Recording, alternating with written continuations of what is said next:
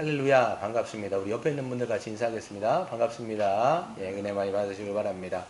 예, 또 오늘부터 이렇게 비대면이지만 실황으로 하다 보니까 또 저도 설교할 때 여러분들과 또 소통한다는 생각이 들어가지고 또 기쁜 마음으로 또 하게 되네요.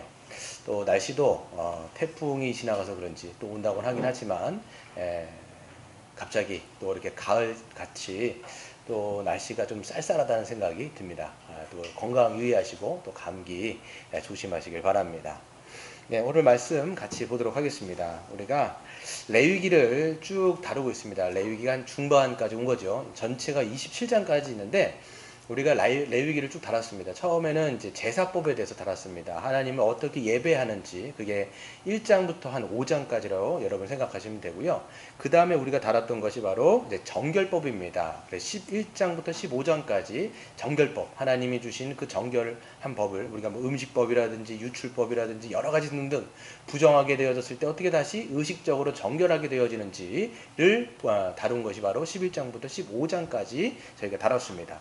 그럼에도 불구하고 그 모든 부정들이 이스라엘 진영 안에 있을 수밖에 없기 때문에, 왜? 이스라엘 자체가 죄인들이기 때문에 아무리 정결하게 산다 할지라도 그 부정함을 벗어날 길이 없습니다. 그래서 1년에 한 번 대청소를 하는 기간, 이스라엘의 범죄는 무엇을 오염시키느냐? 바로 하나님이 거하시는 성전을, 즉 성막을 오염시키기 때문에 이제 그것을 1년에 한 번 짐승의 피로 깨끗이 닦는, 깨끗이 정결케 하는 그런 그 절기가 바로 대속죄일이라고 말씀을 드렸습니다. 이렇게 쭉 말씀을 드렸는데 쭉 여러분 레위기를 보시면 아시겠지만 이 주제가 뭐냐면 거룩과 정결입니다. 그래서 이 어떻게 하나님과 언약을 맺은 이스라엘 백성들이 거룩하게 살 것인지 정결하게 살 것인지가 그것이 이 책의 주제요, 또 성경 전체의 주제라고도 할 수가 있습니다. 오늘은 이제 18장을 다룰 텐데 이제 후반부로 넘어가는데요. 이 18장은요, 이 구체적인 거룩한 삶이 무엇인지를 하나님께서 디테일하게 큼직큼직한 게 아니라 이제는 좀 자세하게 영역별로 다루신다라고 생각을 하시면 됩니다. 그래서 11장부터 15장까지가 의식적인 정결법이라고 우리가 생각했다면 18장부터 한 20장까지가 윤리적인 정결법에 해당이 되어집니다. 그래서 하나하나 오늘은 이제 거의 어떤 한 주제가 있고요. 19장에는 아주 여러 가지 종목들, 여러 가지 항목들이 구체적으로 나오는데 한번 살펴보도록 하겠습니다. 어찌 보면 여러분 우리 레위기는요 몇천 년 전에 쓰여진 겁니다. 그리고 이 지금 21세기에 쓰여진 것이 아니라 몇천 년 전에 이스라엘 백성들에게, 하나님과 언약을 맺은 이스라엘 백성들에게 이런 명령을 주셨는데 21세기를 살아가는 지금 우리와 또 어떤 의미와 또 어떤 연결성이 있는지를 한번 살펴보는 것이 중요하다고 생각합니다. 예, 우리 한번 본론을 보겠습니다. 말씀을 보시면 하나님께서는 이제 이스라엘 백성들에게 모세를 통해서 말씀을 하십니다. 뭘 말씀하시냐면 이제 이 사람들을 이제 애굽에서 끄집어낸 이유는 광야에 있게 하는 것이 아니라 이제는 약속의 땅 가나안 땅에 하나님은 들어가게 인도하실 것입니다. 그럼 이제 가나안 땅에 들어가게 되어지면 이방 민족들이 이제 살고 있지 않습니까? 그 민족의 풍습과 규례를 절대로 따르지 말 것을 하나님은 강조하시고 또 강조하시는 겁니다. 오늘 말씀에서 반복적으로 얘기하는 게 뭐냐면 나 여호와니라 이거예요. 내가 지금 너희들한테 얘기하는데 그 너희들하고 얘기하는 내가 누구냐? 너희를 애굽에서 건진 여호와 하나님입니다. 이거를 못 박아서 명시적으로 얘기한 다음에 이런 명령들을 주시는 것을 볼 수가 있죠. 그래서 3절을 보시면 너희는 너희가 거주하던 애굽 땅의 풍속을 따르지 말며, 그냥 한글 번역에서 따르지 말며 이렇게 간단하게 되는데 영어 성경을 보면 must예요. must. 절대로 그것을 따라서는 안 된다라고 못을 받고 있습니다. 그리고 내가 너희를 인도할 가나안 땅의 풍습과 규례도 행하지 말 것. 그러니까 그들이 나왔던 애굽 땅, 그리고 그들이 들어갈 가나안 땅, 다 이방 민족이죠. 그러니까 하나님 모르는 그런 자들의 풍속을 절대 따라가지 말고 4절 너희는 내 법도를 따르며, 여기서도 must라고 되어 있습니다. 내 규례를 지켜 행하라. 나는 너희의 하나님 여호와니라. 너희는 내 규례와 법도를 지키라. 사람이 이를 행하면 그로 말미암아 살 것이다. 나는 여호와니라. 이렇게 하나님께서 계속적으로 그들에게 강조하시는 부분이 무엇인지를 우리는 알 수가 있습니다. 여러분 보세요. 이스라엘 백성들은 하나님과 언약을 맺었어요. 여러분 언약이라고 하는 것은 뭐냐면 누구의 통치를 받는지에 그러니까 통치와 연관이 되어 있습니다. 예전에는 그냥 세상에 벗하며 세상의 통치를 받으며 살아갔던 게 이스라엘 백성인데 이제는 하나님과 언약을 맺었기 때문에 이제는 하나님의 통치를 받는 것은 너무나 지극히 당연한 것이죠. 이스라엘도 마찬가지인 것처럼 우리도 마찬가지예요. 우리 주 예수 그리스도를 통해서 우리는 누구와 언약을 맺었냐면 하나님과 언약을 맺었습니다. 우리 주 예수 그리스도를 통해서 이제는 하나님이 우리의 주가 되시며 우리를 통치하시는 하나님이신 거죠. 그렇기 때문에 우리는 누구의 통치를 받는지가 그 사람의 정체성을 결정하는 거예요. 세상의 통치를 받으면 세상과 언약하고 있는 거예요. 우리가 하나님의 통치를 받는다라면 하나님과 지금 언약을 맺고 있는 것의 증거인지요. 아무리 여러분 우리가 교회를 다닌다 할지라도 교회를 왔다 갔다 한다 할지라도 세상의 통치를 받고 있으면 세상의 자녀인 거예요. 하나님의 통치를 받으면 하나님의 자녀인 것이죠. 여러분 난 누구의 통치를 받는지를 우리가 정확하게 면밀하게 생각해보는 여러분과 저가 되었으면 좋겠습니다. 또 한 가지가 있는데요. 지금 이렇게 명령을 하는 건요. 하나님을 위해서 그런 게 아니에요. 내가 왕이기 때문에 너희는 내 백성이기 때문에 나를 따라야 돼. 이렇게 말씀하신 차원이라기보다는 이게 지금 누구를 위한 거냐. 왜 그들로 하여금 그 이방 민족의 문화를 따르지 말라라고 얘기한 거냐면 그거는 이스라엘 백성을 위한 거예요. 지금. 그 타락한 문화를 그들이 따라가면 그거는 죽음이요 사망의 그림이며 또 그건 어두움을 따라가고 있는 거예요. 즉 자기를 파면하고 자기의 영혼이 죽는 길이기 때문에 하나님의 백성은 이제 생명 안에 있기 때문에 생명의 길로 가는 것은 그들을 위한 겁니다. 여러분 우리가 하나님의 말씀 가운데 순종한다 이렇게 얘기했을 때 이게 너무 답답해요. 절대 그런 게 아니에요.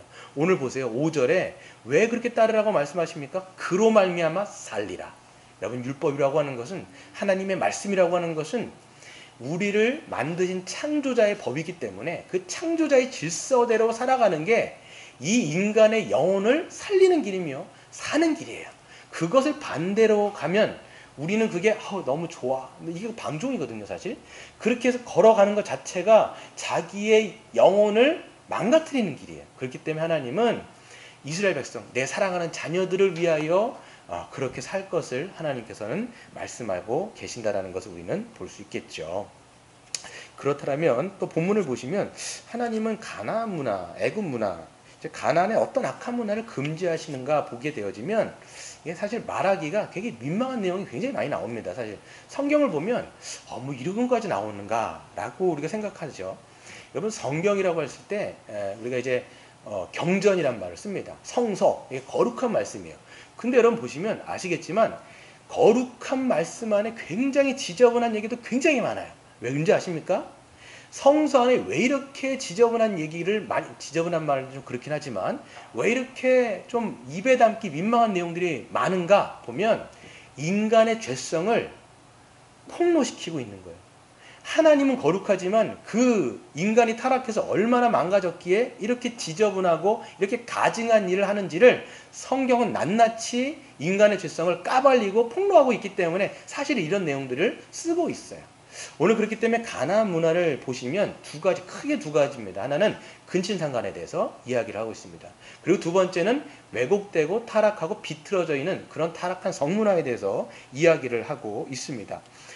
다 읽진 않겠지만 좀 요약을 해서 말씀을 드리면 첫 번째 6절부터 18절까지가 근친상간인데 그 근친상간 안에서도 좀 카테고리를 지을 수 있습니다. 첫 번째는 가까운 혈족이 되는 여자인 어머니 7절이죠. 계모 8절, 이복자매 배다른 동생들입니다. 9절 11절 그리고 친손녀와 외손녀 이게 10절에 되어 있습니다.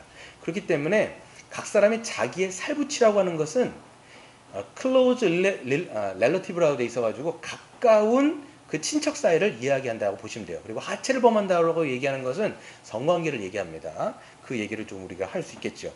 그리고 두 번째는 누구냐면 부모의 친족 관계에 있는 그런 사람들입니다. 고모 12절이죠. 그리고 이모 13절입니다. 그리고 숙모 14절에 그런 상관을 금하고 있습니다.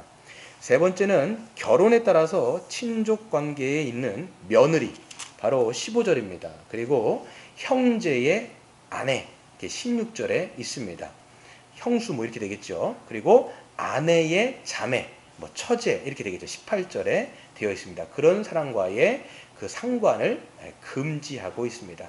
왜 이렇게 써놨냐면 실질적으로 그 당시에 가나안도 그렇고요, 애굽도 그렇고요, 고대 제국에 보면 근친이라는 것이 어떤 면에서 있어서 법적으로도 허용됐고 그런 문화가 실질적으로 있었다라는 게 고대 근동의 어떤 사회의 모습 가운데 실질적으로 있었기 때문에 이것을 하나님은 절대로 금지하고 있는 것을 볼 수가 있습니다.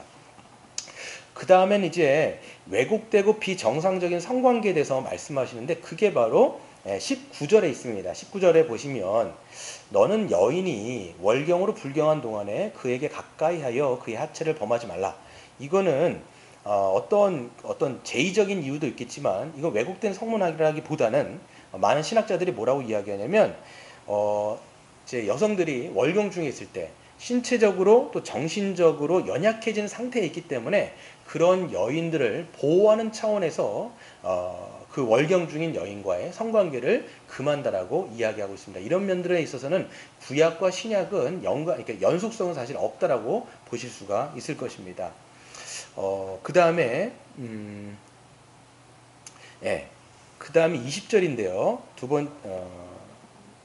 그렇죠. 20절은 뭐냐면 내 이웃의 아내와 동침하여 설정함으로 그 여자와 함께 자리를 더럽히지 말라라고 얘기하면서 7계명에 대한 것을 다시 설명하신 겁니다. 즉 하나님께서 보시는 것은 부부와의 성관계 안에서의 성을 이야기하는 것이지 그것을 넘어가는 것은 하나님의 10계명인 그 7계명을 깨는 것으로 보기 때문에 20절에서 그것을 분명하게 금하고 계십니다.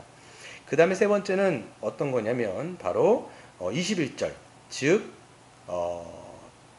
너는 결단코 자녀를 몰렉에게 주어서 불로 통과하게 함으로 내 하나님의 이름을 욕되게 하지 말아라 라고 얘기하면서 몰렉이라고 하는 우상에게 자녀를 불에다 통과시키는 거예요. 그런 문화를 실질적으로 있었다라고 얘기를 합니다.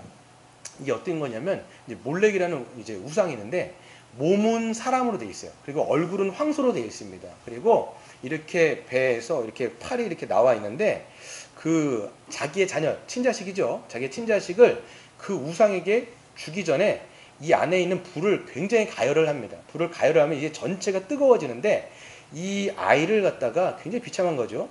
그 우상의 팔에다가 올려놓습니다. 그랬을 때 어떤 일이 있냐면 그 징과 막 그런 거를 막 쳐요. 부모가. 그러면 이제 아이의 울음소리가 들리지 않겠죠. 그러면서 이제 이 의식이 끝나게 되는 것입니다.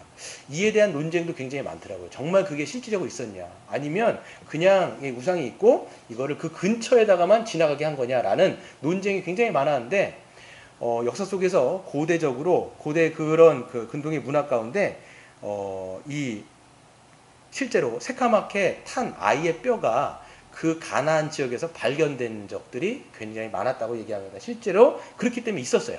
열왕기 하에도 므낫세라는 사람이 실제로 자기의 자녀를 그 흰놈 골짜기에서 이 몰렉에게 바쳤던 정황들이 나타나는 걸 봤을 때 실제 있었던 일이라는 것을 보게 되는 것이죠. 이런 일들을 하나님은 하지 말아라. 이것은 뭐라고 되어 있냐면 하나님을 욕되게 하는 것이다 라고 말씀을 하고 있습니다.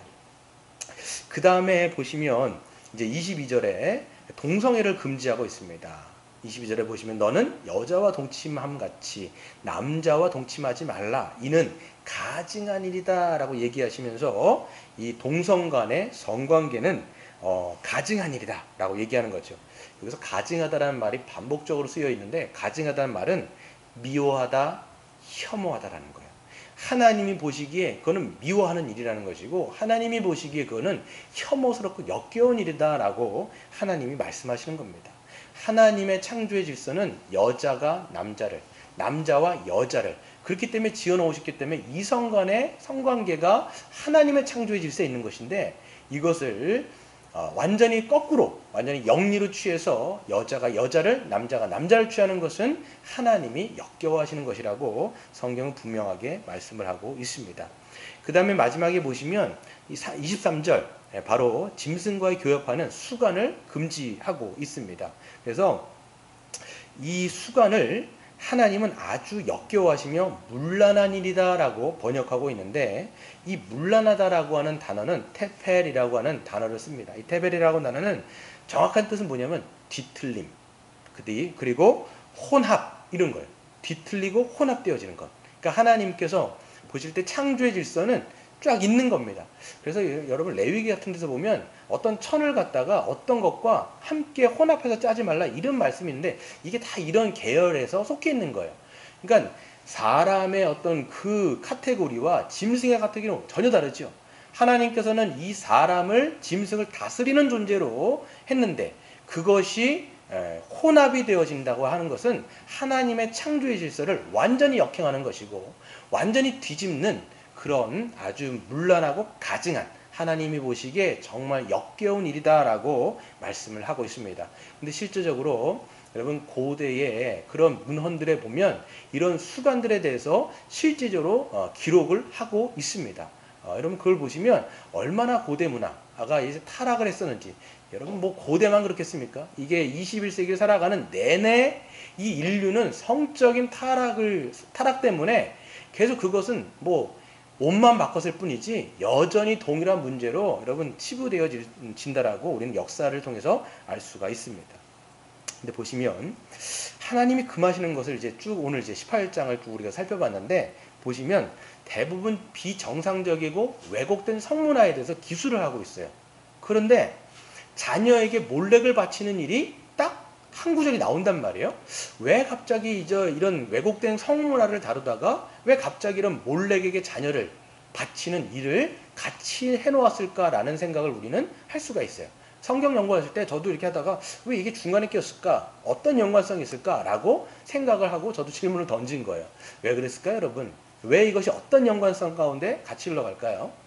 보면 여러분 한번 생각을 해보시면 몰렉에게 왜 자녀를 바칠까요? 왜 몰렉에게 자녀를 바칠까요? 왜일까요?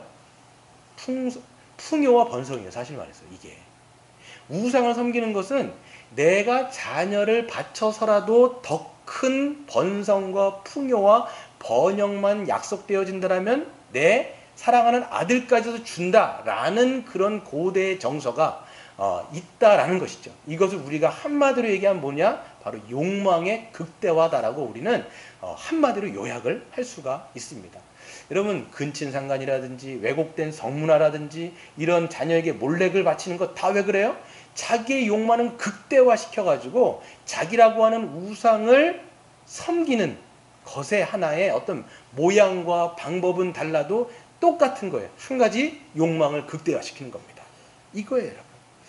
여러분, 이게 인간의 죄성입니다. 여러분, 왜 이렇게 됐을까요? 인간이 왜 그렇게 됐을까요? 하나님은 인간을 원래 어떻게 창조하셨냐면 하나님 절대 의존적으로 창조를 하셨어요. 하나님을 의지하며 하나님을 의존할 때 하나님께서 우리에게 주시는 것으로 참된 안식과 참된 만족을 누리고 기쁨을 누리며 살아가도록 하나님께서는 우리를 그렇게 창조의 질서대로 두신 겁니다. 근데 인간이 어떻게 됐습니까? 창세기 3장 그게 여러분 인류 역사에서 가장 비참한 일이에요. 그게 뭐예요? 하나님을 내가 버린 거죠. 하나님은 버린 거죠. 어떻게 된 겁니까? 사단의 꼬임으로 말미암아 내가 하나님이 되고자 하는 마음. 그렇잖아요. 그 사단이 꼬신 게 뭐냐면 너가 이거 먹으면 하나님처럼 될 수 있어 라고 하는 그 유혹, 강렬한 유혹을 받아가지고 실질적으로 하나님으로부터 독립한 사건이에요. 내가 하나님 돼야지. 하나님 말고 내가 하나님 돼갖고 내가 스스로 살아가야지 라고 하는 헛된 야망에 빠져서 인간이 그렇게 하나님을 버리게 된 거예요. 그때서부터 어떻게 됐냐면 하나님이 이제 우리 하나님이 아니라 자기가 하나님이 된 겁니다. 하나님이 계신 자리에 나라고 하는 우상을 놓게 되었고 그때부터는 자기가 우상이 되어서 자기를 섬기게 되어지는 그런 역사가 인류의 역사가 되는 것이죠. 여러분 하나님을 창조주로 모시고 섬기면요. 하나님은 창조주이시기 때문에 그분은 어떤 분이냐면 생명의 근원, 은혜의 근원, 평강의 근원, 기쁨의 근원이에요. 그렇기 때문에 그분 안에 있으면 그분으로부터 모든 생명과 은혜와 평강과 기쁨이 흘러나와서 거기서 참된 안식을 하게 되는데 인간이 스스로 자기가 하나님이 되다 보니까 인간은요 아무것도 자기 안에서 나오는 게 없거든요. 그렇잖아요. 여러분 안에서 뭐가 나옵니까? 인간 안에서 나올 게 죄밖에 없거든요. 그러니까 자기 안에서 흘러나올 게 없다 보니까 이거를 키에르케고르는 어떤 느낌이라고 얘기하냐면 사망의 느낌이다 이렇게 얘기하는 거예요. 그 사망의 느낌을 자꾸만 달래기 위해서 어떤 방식을 취하냐면 다른 물질을 가지고 자기의 만족과 기쁨을 취하는 게 인간의 본성이 돼버린 거예요. 내가 하나님이 되다 보니까 나를 섬겨야 되니까, 나를 만족시켜야 되니까 다른 것, 이게 뭐예요? 그냥 인류 역사상 세 가지잖아요. 돈, 권력, 섹스. 이 세 가지에 사람들은 몰두하게 되는 것이고 그걸로 이 사망의 느낌을 채우는 거예요. 제가 어떤 초집중이라는 책을 보니까 인간의 역사가 쾌락의 역사라고 얘기하는데, 여러분, 인간의 역사는요, 쾌락을 추구하는 게 앞서서 이 쾌락보다는 고통을 피하는 역사예요. 그 자기 안에 있는 고통을 피하는 것, 키에르케고르가 얘기했던 그 사망의 느낌을 잠재우기 위해서 그 고통을 자꾸만 어떤 중독을 가지고 그것을 자꾸만 어떻게 하냐면 생각하지 않으려고, 뭐라 그럴까, 이거를 신경을 마비시키는 방식으로 그것을, 고통을 죽이는 거에 바로 인간의 역사였다는 것이죠. 그래서 이런 것들을 끊임없이 하는 건데, 하나님의 창조의 질서가 아니라 어떤 방식이 할까요? 뒤집어지고 뒤틀리고 왜곡되고 거꾸러지고 그런 방식으로 취하는 게 인간의 그런 본능이라는 거죠. 그래서 오늘 나와 있는 뭡니까, 이거 뭐 근친상간이라든지 간통이라든지 동성이라든지 수간이라든지 이런 것들이 바로 욕망을 극대화시키는 방식인 거예요. 하나님의 창조의 질서를 다 깨가지고 그것에서, 그럼에도 불구하고 그것을 통해서라도 자기의 욕망을 추구하려고 하는 것이 인간의 역사였다라는 겁니다. 그래서 여러분, 자신이라는 우상의 끝판왕이 바로 뭐냐? 바로 타락한 성이에요. 그래서 인간의 욕망을 극대화시키는 맨 끝자락이 뭐냐면 성의 타락입니다. 그래서 우리가 한번 말씀을 한번 찾아볼까요? 로마서 1장인데요. 로마서 1장은 이거를 아주 분명하게 쓰고 있습니다. 로마서를 찾아보시면 로마서 1장에 사도 바울이 하나님을 떠난 인간의 모습을 쭉 그리고 있는데요. 뭐 오늘 레위기랑 거의 동일합니다. 내용 자체가. 보시면 1장 18절에 하나님의 진노가 불의로 진리를 막는 사람들의 모든 경건하지 않음과 불의에 대해서 하늘로부터 나타나고 있어요. 하나님의 진노와 심판이 막 지금 나타나고 있는데, 여러분, 하나님의 심판, 그럼 우린 가시적으로 뭐 이렇게 혓바닥이 잘리거나 뭐 불이 확 나와가지고 막 타죽거나 그런 심판으로 생각하는데, 하나님의 진노는 1장에서 보면 뭐냐면 한마디로 얘기하면 내버려 두심이에요. 그냥 이거를 신학적인 용어는 하나님이 유기하셨다, 방치하셨다, 그냥 끝간 줄 모르고 욕망 가운데 그냥 그렇게 살도록 내버려 두신 게 바로 하나님의 진노의 모습이라는 거예요. 근데 하나님의 내버려 두시는 모습이 크게는 딱 두 가지 나오는데, 그게 23절에 보시면 우상숭배예요. 썩어지지 아니하는 하나님의 영광을 썩어질 사람과 새와 짐승과 기어다니는 동물의 모양으로 우상으로 바꾸는 것.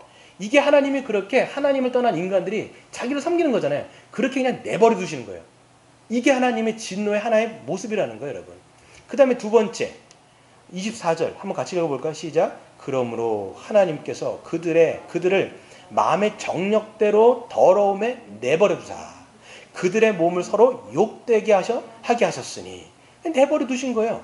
근데 그들이 어떻게 하냐? 내버려 두신 대로 몸을 서로가 욕되게 하는데, 26절 제가 읽겠습니다. 이 때문에 하나님께서는 그들을 부끄러운 욕심에 내버려 두셨으니 곧 그들의 여자들도 순리대로 쓸 것을 바꾸어 영리로 쓰며, 여기서 나온 단어가 순리, 영리예요. 순리라는 건 뭐냐면 하나님의 창조의 질서를 거꾸로 틀었다라는 거예요. 영리로 쓰며, 그와 같이 남자들도 순리대로 여자 쓰기를 버리고 서로 향하여 음욕이 부릴 듯하며, 남자가 남자와 더불어 부끄러운 일을 행하여 그들의 그릇 때문에 상당한 보응을 그들 자신이 받았다라고 성경은 기록하고 있습니다. 이거는 언제 쓰인 거냐면 사도 바울이니까 AD 1세기 안에 써여진 것 아닙니까? 그때도 이미 동성애라는 것이 있었고, 동성애 이전에, 이 동성애는 뭐 1세기에만 있었던 것이 아니라 BC 여러분, 창조되고 인류가 타락한 역사 가운데 동성애는 지금까지, 예전부터 지금까지 계속 있었던 거예요. 없었던 적이 한 번도 없었다라고 성경이 기록하고 있고, 그거는 하나님의 창조에 반하는 죄, 하나님이 가증하고 하나님이 역겨워서 토해버릴 만한 죄라고 성경은 선언하고 있다라는 것입니다. 여러분, 로마서가 이렇게 쓰여 있는데, 실질적으로 우리가 세계사를 보면요, 세계의 열강의 제국들의 멸망하는 길에 항상 같이 이렇게 짝하여져 있었던 게 있어요. 그게 뭐냐면 성적인 타락이 항상 맞물려 있습니다. 로마서가 이렇게 쓰여 있었는데 실제적으로 로마가 어떻게 타락했느냐 보시면 성적인 타락하고 딱 붙어 있다라는 것을 우리가 알 수가 있습니다. 여러분 그 로마 같은 경우는요 그 당시 카르페 디엠, 뭐 요즘에 선전 문구 되게 많더라고요. 카르페 디엠. 그게 무슨 뜻이냐면 지금 이 순간을 즐겨라 라고 하는 그 뜻이에요. 그게 이전도 그랬고 지금도 그렇고 그런 정신으로 로마의 사회가 흘러갔던 거예요. 먹고 마시고 그리고 모든 것을 성적으로 올인하는 그런 문화와 사회가 로마 시대의 사회였단 말이에요. 그렇기 때문에 그 당시에 매춘이라고 하는 것은 너무나 보편적이었어요. 돈이 있는 사람이 어떤 고급적인 매춘도 있었고 그렇지 않은 그냥 일반적인 사람들도 매춘이 보편적이었다라고 그 시대의 역사가들이 기록을 하고 있습니다.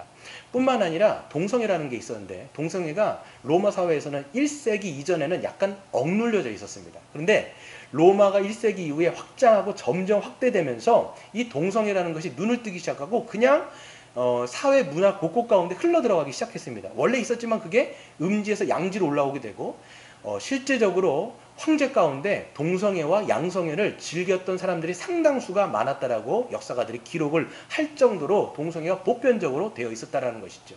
그리고 고대 로마 사람들이 알고 있는 대부분 알고 있는 구절 중에 사람을 멸망으로 몰고 가는 것이 세 가지가 있는데 그게 바로 뭐냐? 와인, 여자, 그리고 온기. 그리고 사람을 살도록 만드는 게 뭐냐? 이 또 세 가지인 거예요. 와인, 여자, 이 온기. 근데 여기서 온기라는 게 뭐냐면 목욕탕이에요. 여러분 잘 우리가 이제 역사 가운데 시간 가운데 보시면 이 로마 제도 이 시대 가운데 이 목욕탕 문화가 굉장히 많이 발달이 되어 있습니다. 근데 이 목욕탕 문화가 실질적으로 그들의 성적인 그런 왜곡을 표출하는데 공공장소로 쓰였던 그런 분출구로 쓰였던 것이 이 목욕탕이었다라는 거예요. 목욕탕 문화였다라는 거예요. 남녀가 혼용되어졌고 거기서 온갖 일들이 다 벌어졌고 그렇기 때문에 역사가들도 어떤 등식이 있냐면 목욕탕, 도덕적 타락, 그 다음에 로마의 멸망 이렇게 세 가지 등식으로 쓰고 있을 정도로 얘기하고 있습니다. 여러분 2000년 전에 이랬어요. 그럼 지금은 어떨까요 여러분? 21세기를 살아가는 지금은 어떻습니까? 이 한국은 어떻습니까? 다른 열방들은 어떻습니까? 어때요? 저는 전혀 별다르게 나아진 것도 없고 좋아진 것도 없고 나빠진 것도 없이 그냥 그런 타락한 문화는 예전에도 있었고 지금도 있어요. 왜 그럴까요? 인간이 하나님을 버린 다음에 그 죄성은 동일하거든요. 마르틴 로이드 존슨 목사님이 이야기했던 것처럼 복음이 동일하고 인간의 죄성이 동일하기 때문에 그 복음은 예전이나 지금이나 한 가지의 그 해결책으로 우리가 이야기할 수 있다라고 얘기하는 것처럼 인간은 한 번도 달라진 것이 없습니다.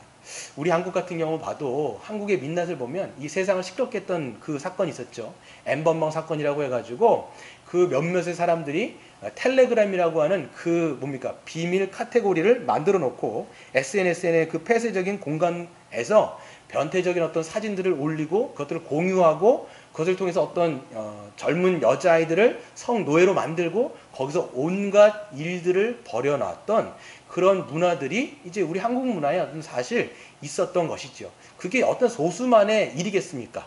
그것이 보편적으로 음란물 같은 것들이 이 한국 사회를 지배하고 있다는 것을 우리는 알 수가 있는 것이죠. 저나 여러분들이나 우리가 이런 사회 문화 가운데 자유할 수가 없어요. 여러분 물고기가 자기가 물 안에서 살고 있다는 사실 잘 모르거든요. 우리도 마찬가지입니다. 이 시대의 자식들이기 때문에 우리가 분별하지 않으면 우리가 깨어있지 않으면 우리도 그런 물 안에 살고 있다는 사실을 인지하지 못할 수가 있다는 거예요. 그러니까 우리는 깨어있다는 것이 무엇인지를 잘 생각해 보셔야 되는 거예요. 뿐만 아니라 이 한국 사회에서 지금 핫한 이 간자가 하나 있죠. 뭡니까? 바로 차별금지법입니다. 지금 이것 때문에 뭐 목회자 안에서도 이 한국 사회 안에서도 굉장히 많은 이슈와 논쟁들을 하고 있습니다. 이렇게 보게 되어지면 그 차별금지법에 보면 앞에 있는 것들 어떤 것들은 수긍할 것들이 있어요. 실질적으로 어떤 소수자의 어떤 인권들을 보호하는 차원에서 이야기되는 부분들이 있지만 뒤에 목록 같은 데 가보면 성소수자라고 이야기하면서 그들의 인권까지도 보호해야 된다라고 하는 차원에서 그런 불호까지도 사실 딸려 들어온 거거든요. 그렇기 때문에 목회자인 저뿐만 아니라 기독교인의 입장에서 이것들을 우리가 찬성할 수가 절대로 없는 겁니다. 거기 안에서는 양성애자, 뭐 LGBT라고 얘기하더라고요. 레즈비언, G, 게이, 그리고 B, 바이오섹슈얼, 그러니까 양성애자, 그다음 T 트랜스젠더, 뭐 이런 것들을 그런 사람들의 어떤 인권들을 보호하자라는 얘기들을 하고 있어요. 그러면서 그것들을 다 통과시켜야 된다라고 얘기합니다. 근데 실질적으로 여러분 목회자 안에서도 장로교 안에서도 이거에 대해서 찬성하시는 목회자가 다수가 또 계세요. 제가 유튜브 같은 걸 몇 개를 보니까 김근주라고 하는 사람이 목회자인데요. 그런 동성애를 찬성하는 발언들을 굉장히 많이 해요. 여러분 조심하셔야 돼요. 그가 얘기하는 건 다 사실 말도 안 되는 얘기를 막 어떻게 보면 짓거리고 있다라는 생각을 하게 되더라고요. 여러분 우리는 그런 시대에 살고 있습니다. 여러분 이제 동성애를 성경은 그냥 죄라고 얘기하는 거예요. 우리는 성경에서 말하는 것을 죄라고 얘기하는 것. 이거와 지금 동성애자가 교회 안에 들어왔을 때 그들을 어떻게 품는지의 문제는 다른 문제예요. 근데 사람들이 이걸 헷갈려 하는 거예요. 동성애자 같은 사람들도 교회가 맞아들여야 되지 않습니까? 맞아요. 동성애자들이 왔을 때도 교회는 그 사람들을 어떻게 품을지를 굉장히 고민하셔야 돼요. 제가 아는 목회자 분이 계신데 그 교회가 개척교회인데 그쪽으로 이제 동성애자들이 오는 거예요.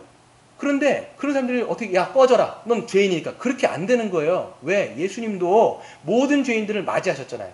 그럼 우리가 조심해야 될 게 뭐냐면 동성애만 죄가 아니라 실질적으로 성경에서는 교만, 탐욕, 탐심 이런 것도 다 죄라고 얘기했는데 왜 동성애만 갖고 이렇게 얘기합니까? 라는 얘기는 저는 맞다고 생각해요. 그러니까 여러분 모든 죄를 사실 똑같이 보면서 동성애자도 죄가 맞죠. 근데 그 사람들이 교회 안에 어떻게 들어올지 그렇게 어떻게 우리가 맞아야 될지는 이런 것들은 다른 문제다. 하지만 동성애를 죄라고 얘기하는 것은 분명하게 교회가 이야기해야 된다. 이걸 여러분 헷갈리지 마셔야 되는 거예요. 그러니까 저는 어떻게 생각하냐면 지금 이 시대는 비정상적인 것을 정상으로 자꾸 바라보게 만드는 시대이기 때문에 이 신자들이 깨어서 하나님의 성경의 관점으로 어떻게 우리가 바라봐야 될지 하나님이 역겨워하시고 하나님이 혐오하시는 것을 우리도 그런 죄에 대한 관점으로 레위기에서 얘기하는 것, 로마서 얘기하는 것처럼 바라보는 그런 영적인 해안이 여러분의 있기를 바랍니다. 두 번째로 보시면 근데 하나님은 이제 그 이스라엘 백성들에게 말씀하시면서 경계하시면서도 경고하세요. 어떤 경고를 하시냐면 뒤에 읽어보시면 하나님은 이스라엘 백성들이 전쟁을 통해서 가나안 땅을 정복해 들어가게 될 겁니다. 이제는 이스라엘 백성들이 이제 가나안 땅에 들어가서 헤렘 전쟁을 할 거예요. 헤렘 전쟁이 뭐냐면 남녀노소 할 것들이 싹 다 죽여버리는 거예요. 왜 헤렘 전쟁이냐면 우리는 막 읽어요. 그때 야 가나안 사람 이게 너무 불쌍하지 않냐? 애도 그리고 노인들도 다 죽이는 야 이건 너무 씨를 말리는 건 이건 너무 잔인하다. 이렇게 얘기하는데 실질적으로 이거는요 하나님의 지금 심판이에요. 이스라엘 백성이라고 하는 이 하나님의 도구를 통해서 이 가나안이라고 하는 악하고 하나님 편에 보시기에는 그것이 가증하고 문란한 모든 문화를 이스라엘 백성들을 통해서 완전히 헤렘, 완전히 심판하시는 것이 바로 이 가나안을 정복해 들어가는 사건입니다. 그런데 말씀하시는 게 뭐냐면 그 사람들이 왜 그렇게 되느냐라고 했을 때 한번 읽어볼게요. 24, 25절에 보시면 너희는 이 모든 일로 스스로를 더럽히지 말라. 내가 너희 앞에서 쫓아낸 족속들, 가나안 족속들이 이 모든 일로 말미암아 더러워졌고 그 땅도 더러워졌으므로 내가 그 악으로 말미암아 벌하고 그 땅도 스스로 그 주민들을 토하여냈다는 거예요. 마음이다 이렇게 돼 있는데 이게 요한계시록 보면 내가 너희를 역겨워 토하고 싶다라고 했던 그 주님의 그 말씀하고 똑같은 단어로 쓰여져 있습니다. 근데 문제는 뭐냐? 하나님을 믿지 않는 가나안 백성들은 그렇게 살아가는 게 어찌 보면 그냥 당연한 거예요. 자기의 정체성을 그냥 고백한 건데 문제는 뭐냐면 너희들 나와 언약 맺은 너희들도 그런 가나안의 문화에 너희들이 물들어서 젖어서 너희들이 만약에 그렇게 산다면 너희도 어떻게 된다라는 거예요? 심판이라는 거예요. 이게 있는 거예요. 하나님의 주의 몸된 교회도 주님의 길이 아니라 그 세상에 휩쓸려서 그렇게 간다라면 하나님은 너희도 가만두지 않겠다라고 말씀하시는 것이죠. 그게 뭐예요? 27절. 너희가 전에 있던 그 땅 주민이 이 모든 가증한 일을 행하였고 그 땅도 더러워졌느니라 너희도 더럽히면 그 땅이 너희가 있기 전에 주민을 토함같이 너희를 토할까 하노라. 이스라엘 백성들에게 경고하고 또 경고하는 거예요. 이렇게 경고를 받고 이스라엘 백성들이 들어가게 돼요. 이게 하나님이 들어가기 전에 경고하고 들어간 거예요. 근데 여러분 그들이 들어가서 어떻게 합니까? 그들이 어떻게 해요? 따라가요. 문제는 따라가요. 문제는 그냥 들어가자마자 사실 하나님이 원하셨던 것은 가나안 민족을 전체를 다 쓸어버리시고 거기에 정착해서 사는 건데 이스라엘 백성들이 다 정복하지 않습니다. 어떤 사람들은 놔두고 어떤 사람은 내버려두고 그러다 보니까 가나안 사람들이 여전히 있는 것이고 그러다 보니까 가나안 문화에 이 사람들이 나중에 물들어가지고 사사기를 읽어보시면 이스라엘 백성인데 언약 백성의 흔적은 자취도 없이 사라지고 가나안 사람하고 비슷한 형국을 갖고 있었던 것이 이스라엘 백성입니다. 집에 가서 나중에 집에 계시죠. 집에서 나중에 설교 끝나고 레위기 19장을 그 사사기 19장을 한번 읽어보세요. 사사기 19장에 어떤 내용이 나오냐면 제가 간략하게 말씀을 드리면 한 레위인이 나옵니다. 그 레위인이 어떤 사람이냐? 여러분 레위인이 어떤 사람이에요? 하나님을 섬기는 제사장의 직분을 맡은 그런 지파입니다. 근데 그 레위인에 누가 있냐면 첩이 있어요. 첩이 있다는 건 이상한데 그 첩이 음행을 저질러고 자기 아빠 그러니까 자기 집에 친가로 도망간 거예요. 그러니까 레위인은 어떻게 했냐면 자기 첩이 도망갔으니까 찾아가지고 레위인 그 첩에게 갑니다.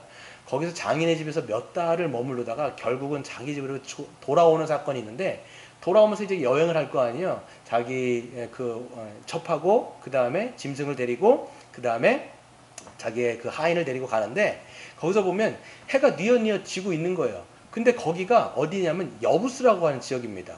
그러면서 그 레위인이 뭐라고 얘기하냐면 지금 해가 져도 여기는 이방 땅이지 않느냐. 그 하인에 대해 우리가 좀 해가 졌지만 더 가갖고 이스라엘 땅인 베냐민 땅으로 우리가 들어가자 이렇게 얘기를 합니다. 그래서 해가 뉘엿뉘엿지면서 결국은 베냐민이라고 하는 그 이스라엘 지역으로 경계를 넘어와요. 거기서 이제 찾다가 한 노인이 그 사람을 영접해가지고 그 사람을 하루를 묵게 해줍니다.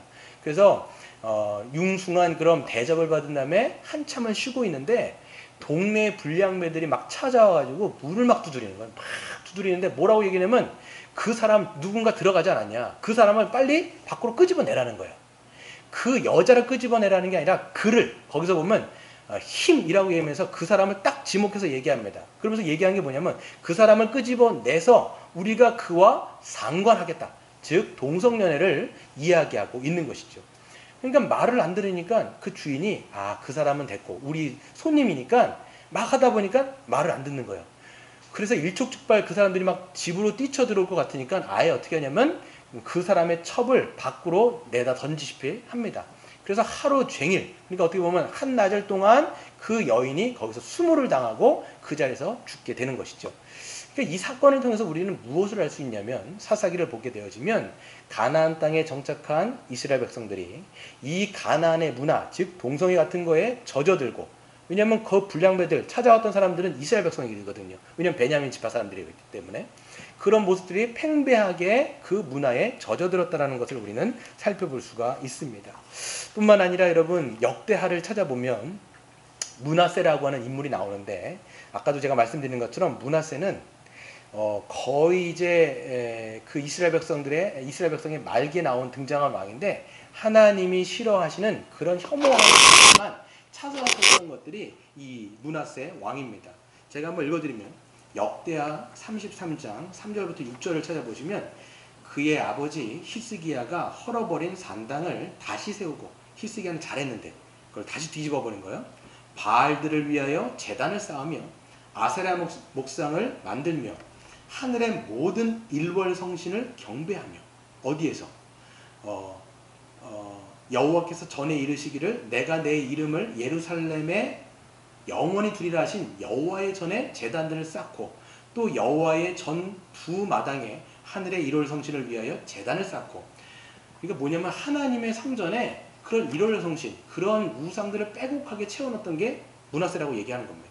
그리고 흰놈의 아들 골짜기에서 그의 아들들을 불 가운데로 지나가게 하며 이 몰렉에게 했던 것을 그대로 자행하게 됩니다. 또 정치며 사술과 요술을 행하며 신접한 자와 박수를 신임하여 여호와 보시기에 악을 많이 행하여 여호와의 진노를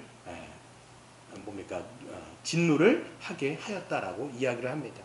이 므낫세 왕 때문에 하나님께서 진노를 나중에는 끝까지 거두지 아니하시고 결국은 이스라엘 백성들을 망하게 하는 거예요. 어떻게 하는 거냐면 바로 오늘 레위기 18장에서 약속했던 그 예언의 말씀이 이스라엘 계속해서 돌이키도록 하나님은 말씀하셨음에도 불구하고 하나님의 임계치, 인내의 임계치가 이제는 한을 넘어버린 겁니다. 그랬을 때 하나님께서는 손을 들어서 그들을 이방 제국을 통해서 완전히 멸망시켜 버리시고 완전히 포로로 끌려가게, 즉 땅이 그들을 토해버려서 포로로 끌려가게 되어지는 그런 비참한 상황을 맞이하게 되는 겁니다. 여러분, 우리는 성경을 통해서 그때나 지금이나 똑같이 우리는 하나님의 경고의 말씀을 듣습니다. 하나님은요, 이 세상이, 하나님을 버리는 세상이 그렇게 살아가는 것은 별로 문제를 삼지가 않으세요. 세상은 원래 그래요. 하나님을 저버렸기 때문에 자기를 우상으로 삼아 살기 때문에 자기의 욕망을 위해서 살아가는 너무나 당연한 거예요. 세상은 그렇다라는 거예요. 근데 그 세상으로부터 구원받은 하나님의 자녀가 그런 세상의 모습과 동일하게 살아가는 것을 하나님은 견딜 수 없어 하시는 거예요. 그래서 여러분, 야고보서 4장 4절에 보시면 이렇게 말씀합니다. 간만 여인들아, 세상과 벗된 것이 하나님과 원수됨을 알지 못하느냐? 그런즉 누구든지 세상과 벗이 되고자 하는 자는 스스로 하나님과 원수가 되는 것이니라.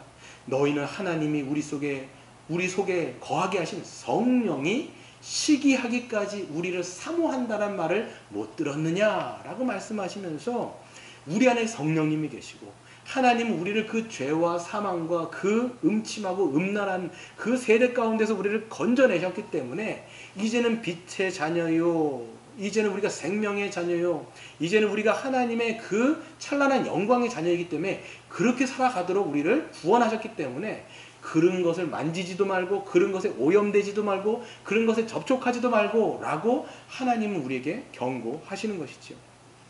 고린도후서를 한번 보세요. 고린도후서 6장 14절부터 18절은 이렇게 하나님께서 말씀하십니다. 너희는 믿지 않는 자와 멍에를 함께하지 말라. 의와 불법이 어찌 함께하며 빛과 어둠이 어찌 사귀며 그리스도와 벨리알이 어찌 조화되며 믿는 자와 믿지 않는 자가 어찌 상관하며 하나님의 성전과 우상이 어찌 일치가 되리요. 우리는 살아계신 하나님의 성전이라. 이와 같이 하나님께서 이르시되 내가 그들 가운데 거하며 두루 행하여 나는 그들의 하나님이 되고 그들은 나의 백성이 되리라. 그러므로 너희는 그들 중에 나와서 따로 있고 부정한 것을 만지지도 말라라고 하나님은 말씀하신 거예요. 거기서 나왔기 때문에 그런 것들을 왜 만지고 그런 것을 접촉하며 그런 것들 가운데 물들어 살아가느냐라고 말씀하고 있죠. 존 스토트라고 하는 목사님께서는 산상수훈이라고 하는 그 책에서 이렇게 말씀하세요. 그리스도인은 이 시대에 하나님의 그 예수님께서 우리에게 말씀하신 그 산상수훈을 보면서 한 가지 결정적인 주제를 우리는 알아야 된다는 거예요. 산상수훈의 주제는 뭐냐면 카운터 컬처예요. 이게 뭐냐면 그 시대의 문화를 저항하는 기독교인이 되라는 거예요. 어떤 거는 여러분, 이 시대의 문화가 다 깨끗한 게 아니거든요. 이 시대의 문화가 다 좋은 건 아니거든요. 좋은 문화도 있어요. 뭐 줌이라는 문화 얼마나 좋습니까? 이런 시대 기술력의 발전으로 또 이 실시간에 있던 문화, 이거 다 문화거든요. 이러면서 우리가 이렇게 이런 힘든 시대 가운데서도 이런 문화와 기술력을 우리가 잘 사용하면 좋은 것들도 있는데 이 시대의 문화는요, 악한 것들도 있단 말이에요. 더러운 것들도 있단 말이에요. 음란한 것들이 얼마나 많습니까? 그렇기 때문에 그런 것에 카운터 컬처, 우리가 저항하고 깨어있고 그런 것들 분별하여 우리가 만지지 마라. 스토트 목사님은 뭐라고까지 얘기냐면 우리가 영화 보는 거 좋다. 그런데 봐야 할 영화가 있고 보지 말아야 될 영화가 있다. 이렇게 말씀하시면서 우리가 차라리 기독교인이라면 사람들이 아유 왜 이렇게 고리타분하게 살아? 라고 하는 말을 때로는 듣는 게 당연하다. 듣는 게 차라리 낫다라는 거예요. 우리가 그분의 우리가 또 그런 이야기들을 새겨봤으면 좋겠어요. 그리고 여러분, 요한계시록에서도 말씀하고 있습니다. 뭐라고 얘기하냐면 요한계시록 18장에 보시면 큰 성, 거기서 보면 음란한 대음녀 바벨론이라고 얘기하는데, 이런 바벨론이라고 얘기하는 것은 창세기 11장부터 요한계시록 끝까지 보면요, 바벨론은 항상 하나님을 대적하는 문화예요. 끝까지 여러분 보시면 계속 그것을 비유적으로 상징적으로 얘기하는데 그 큰 성 음녀 바벨론이 곧 멸망한다 이렇게 얘기해요. 멸망하기 때문에 그 성으로부터 빨리 나와라 이렇게 말씀하고 있습니다. 그래서 내 자녀들아 그 성으로부터 빨리 나와서 그들과 함께 죄를 먹고 마시지 말며 뭐라고 이야기하느냐? 그들과 함께 멸망당하지 말고 빨리 나올 것을 사도 요한이 요청하고 있는 것입니다. 여러분, 우리는요 이 시대를 분별하고 우리는 깨어 있어야 하게 된 것이지요. 우리가 우리 결론으로 한번 말씀을 좀 드리고 마치도록 할 텐데요. 그럼 우리가 여러분 어떻게 살아가야 될까요? 저와 여러분들은 어찌 보면 이 땅 가나안이라고 하는 고대 때야 가나안이지만 지금은 21세기의 이 한국 가나안 문화 가운데 우리가 살아가고 있는데, 여러분 우리가 어떻게 살아가야 될까요? 여러분 십계명을 보면 해답이 있습니다. 십계명을 보시면 항상 우리가 점검해야 되는 것이 뭐냐면 1계명이에요. 1계명이 여러분 제대로 회복되어 있으면 우리는 하나님과의 관계 가운데 하나님이 우리의 주가 되어 주셔서 우리를 통치하시고 우리를 다스리시면 하나님으로부터 그 만족과 기쁨을 누리며 모든 관계들이 여러분 평탄하게 되어져요. 그러니까 여러분 1계명이 잘 지켜지면, 즉 태양계의 태양이 중심을 잡으면 모든 여러분 행성들은 질서를 태양을 중심으로 돌게 된단 말이에요. 여러분의 삶의 질서가 잡혀지게 되어진다는 거죠. 그러니까 여러분 1계명이 잘 되면 되는 거예요. 그래서 여러분 우리의 삶 속에 여러분 정말 하나님과의 그 언약, 물론 여러분이 하나님과 언약을 맺은 게 아니라 예수님을 통해서 우리가 하나님과의 언약을 맺게 된 것이고, 이제는 그분이 우리의 주가 되셔서 우리를 통치하신단 말이에요. 그 통치를 날마다 받으며 하나님과의 관계 가운데 여러분들이 지금 잘 살아가고 있는지를 여러분 살펴보셔야 된다는 겁니다. 고린도후서 13장에 보면 너희가 믿음 안에 있는가 너희 자신을 시험하고 그리스도 안에서 내가 누군지를 기억하고 믿으라라고 성경은 이야기하고 있어요. 날마다 자기의 믿음을 점검해야 돼요. 난 하나님과의 관계 가운데 지금 주님의 통치를 잘 받고 있는가? 여러분 주님의 통치를 안 받고 지금 내가 내 하나님 자리에 딴 게 있다라고 하는 증거가 뭐냐면 로마서 1장 28절 보면 하나님을 두기를 싫어하는 마음인 거예요.